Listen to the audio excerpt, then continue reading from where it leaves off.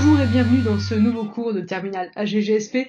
Aujourd'hui, on va voir les enjeux politiques et géopolitiques autour de la connaissance.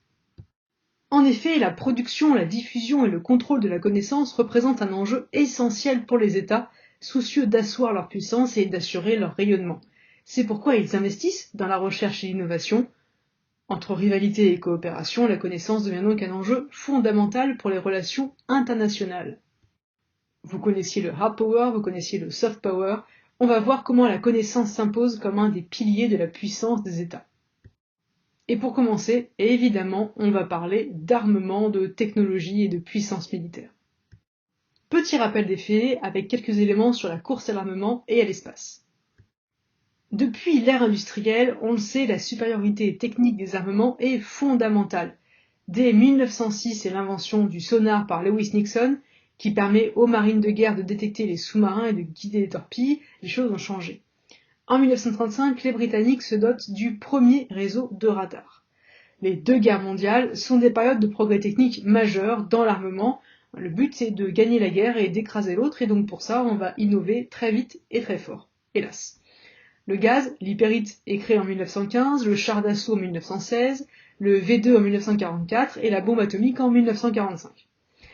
La médecine, heureusement, progresse aussi avec la création, par exemple, des unités radiologiques mobiles de Curie pendant la Première Guerre mondiale ou encore de la pénicilline pendant la Seconde Guerre mondiale.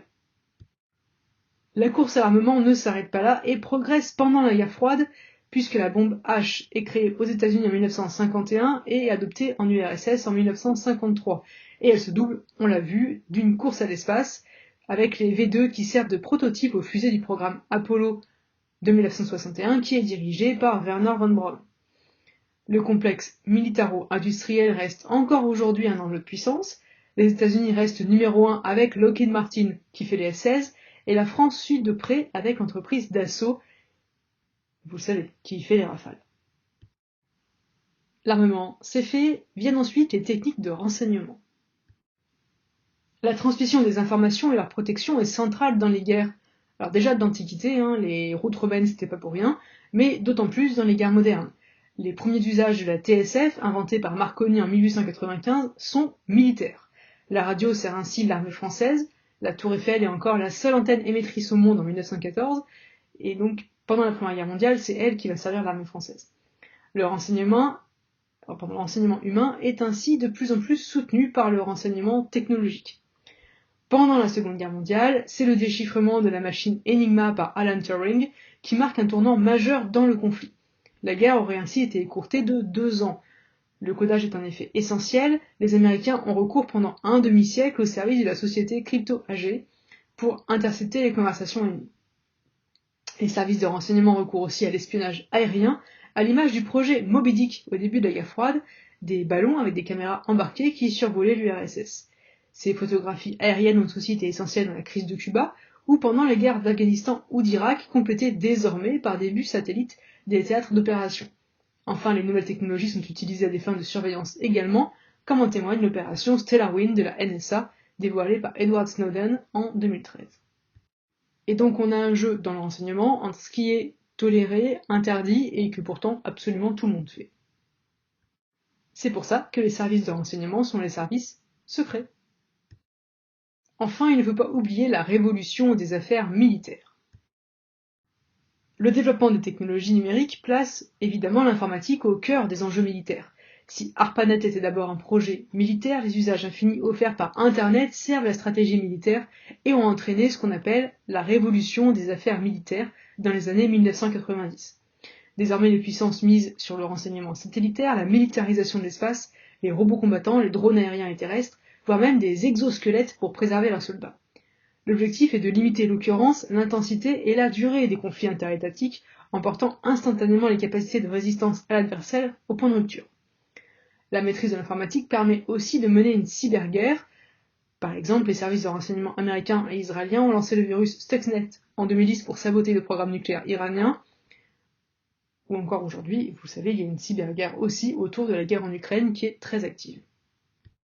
Mais si l'évolution des connaissances sert le militaire, elle sert aussi la puissance politique.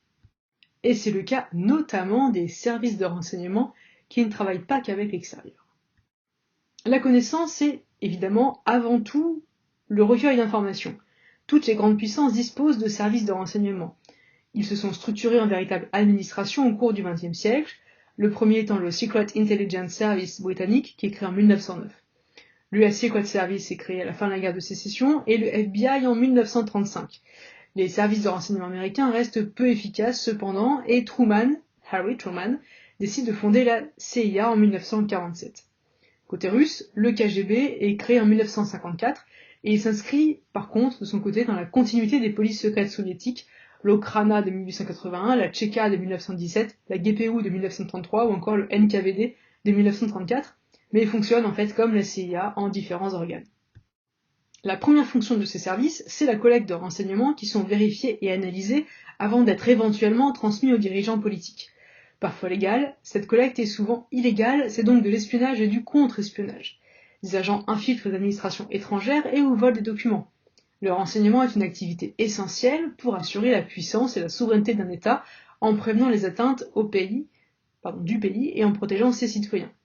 Le renseignement intérieur permet aussi de prévenir les actes criminels et le renseignement extérieur, lui, de contrer les actions des autres puissances et d'adapter sa politique étrangère.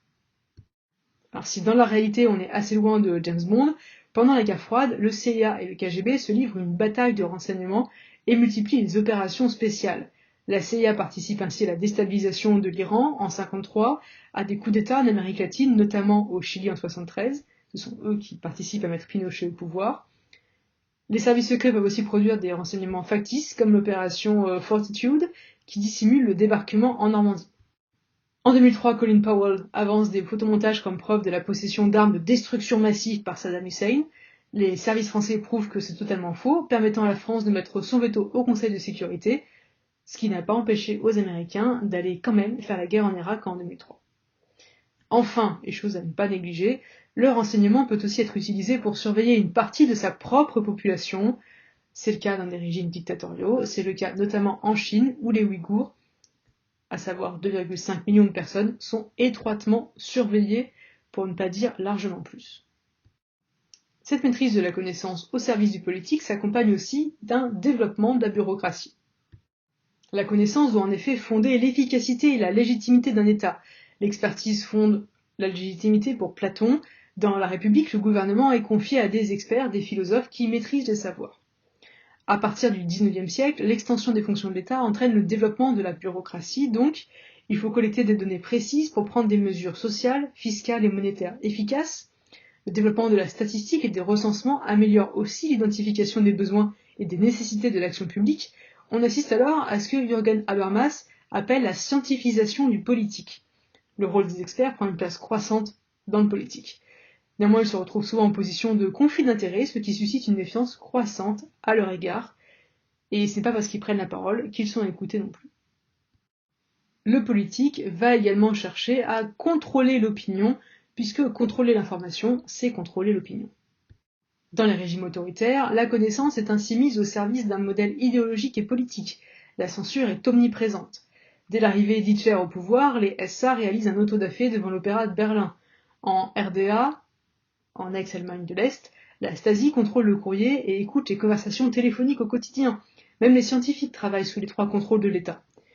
Dans les régimes démocratiques, la connaissance est aussi utilisée pour influencer l'opinion publique. Dans les années 70, les think tanks sont créés pour diffuser des idées néolibérales. Depuis la fin du XXe siècle, des associations de journalistes et des lanceurs d'alerte s'imposent pour faire émerger de nouveaux savoirs. En 1991, la journaliste Anne-Marie Casteret révèle le scandale du sang contaminé, tandis qu'en 2010, Wikileaks dévoilait les rapports militaires sur la guerre en Afghanistan. On pourrait encore parler en 2013 de Snowden et du scandale des écoutes de la NSA. Enfin, cette innovation et la maîtrise de la connaissance est aussi au service de la puissance politique qui sert in fine la puissance des différents États. On va commencer par s'appuyer sur la circulation des connaissances et des hommes, qui n'est pas nouvelle puisque dès le Moyen-Âge, cette circulation s'effectue par des mobilités étudiantes. Ils sont ainsi près de 1 million aux États-Unis, 436 000 au Royaume-Uni, 164 000 au Japon. Dans les pays européens, cette mobilité est favorisée par le programme Erasmus, qui concerne plus de 3 millions d'étudiants depuis 1987, et de nombreux pays, notamment en développement, encouragent la circulation étudiante vers les pays développés, tandis que les pays d'accueil tentent eux de limiter le brain drain. Ainsi, le succès de la Silicon Valley a été largement assuré par l'arrivée d'Indiens hautement qualifiés, qui sont un tiers des ingénieurs chez Apple, et aussi par de nombreux ingénieurs français.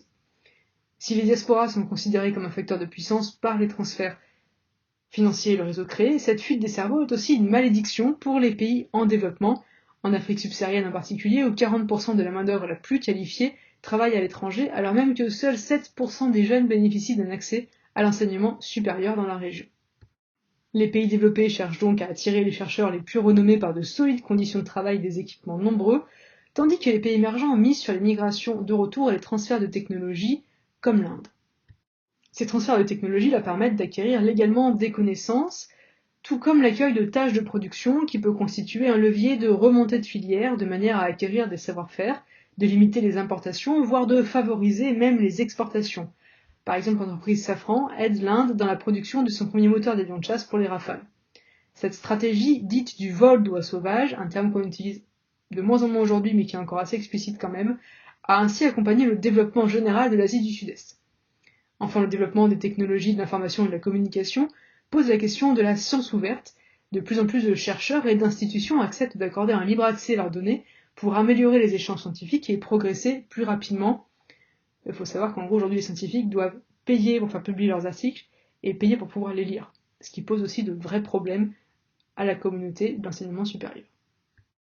La connaissance et l'innovation sont donc un facteur de croissance économique. Et cela a toujours été le cas et a accompagné les différentes révolutions industrielles. On va faire un brin d'économie ici, mais ce sont des choses que vous connaissez sûrement. Schumpeter a théorisé par exemple le concept de destruction créatrice, le fait que l'innovation est un moteur de croissance, puisque même s'il y a une invention qui va disparaître, exemple la VHS, les vieilles cassettes vidéo, derrière on a créé les DVD, puis la VOD qui sont devenus des objets et des pratiques de consommation. Selon Paul Romer, ce ne sont plus les ressources naturelles ou la démographie qui génèrent la croissance, mais la production et la diffusion de connaissances et de savoir-faire. Le développement économique d'un État dépend donc de la production et de la diffusion de nouvelles connaissances. Enfin, comme le prouve le développement général de l'Asie du Sud-Est, la connaissance peut devenir la base d'une politique de développement économique. Elle nécessite par contre des capitaux, des savoir-faire et des infrastructures que l'État peut fournir. Enfin, ce passage à une économie de la connaissance alimente la compétition entre les États, voire entre acteurs publics et privés, par exemple entre Sanofi en France et Pfizer, les Américains, pour la création du vaccin contre le Covid-19. La formation des étudiants, techniciens et chercheurs prend une importance accrue. Publié chaque année, le classement de Shanghai, dominé par les universités américaines, de Harvard, Stanford, MIT, et les britanniques, de Cambridge et Oxford, est perçu comme reflétant la compétitivité des universités et des États dans la diffusion du savoir. Ainsi, les États-Unis réalisent 78% de l'effort mondial en recherche et développement, ils restent donc très attractifs. Pour contrebalancer leur puissance, la Russie réactive, elle, l'archipel des savants en favorisant l'immigration qualifiée. La Chine, dans sa quête de puissance, de son côté, se fixe pour objectif de devenir le leader mondial de l'innovation en 2030, augmentant fortement ses dépenses en recherche et développement. Elle va même jusqu'à recourir au pillage technologique qui est source de tensions entre États. En 2019, les Américains ont ainsi accusé Huawei et le gouvernement chinois d'espionnage industriel cherchant à limiter son activité. Les pays en développement, eux, légitiment la pratique de copie des innovations par la nécessité de répondre aux besoins essentiels de leur population, et qu'importent les brevets. Cependant, cette protection des connaissances est un défi pour les entreprises.